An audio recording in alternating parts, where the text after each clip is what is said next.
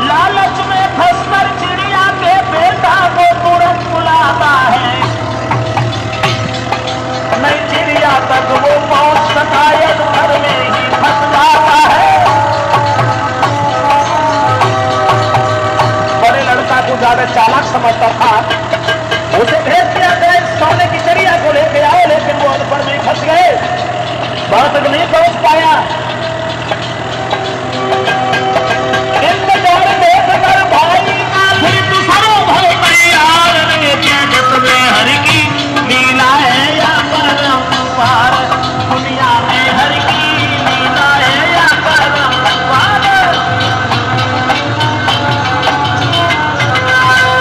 यहां तक हुआ दोस्तों, राजा जो था लालच में फंस जाता है, अपने सबसे बड़े बेटा को भेजता है कि इस चिड़िया को पकड़ के ले आओ, लेकिन वो अधभर में ही फंस गया।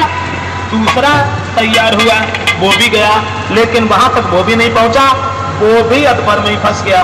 जब दो बालक लौट करके नहीं आए तो राजा की नजर में जो सबसे छोटा लड़का मूर्ख था, वो दोनों हाथ जोड़ करके कहने लगा, महाराज मैं चाहता हूं उस चोर का पता हम लगाएं, दोनों हमारे भाई कहाँ हैं उन्हें भी देखें। राजा कहने लगा, तू देख ले। अरे मूर्ख, तू क्या जाना है? जवाब दिया, नहीं पिताजी मुझे आज्ञा दीजिए, मैं जाऊंगा, जरूर जाऊंगा। राजा ने सोची, जब दो चाला कहते दे चले गए, तू मर जाए, जैसे कुर्बाना खाली हो जाए, चलो जा। पछुए पिता के पाए चलो, हर साए न तेरा लगाई। वन में पहुंचा तो उस लड़का ने क्या देखा, और ये कलो मड़ी रास्ता में क्या मिली बनी में आई।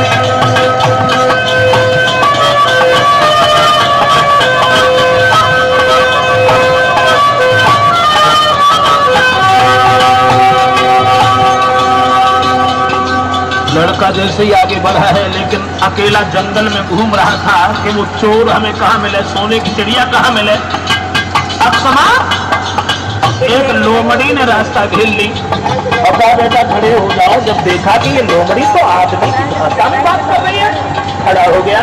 लोमड़ी ने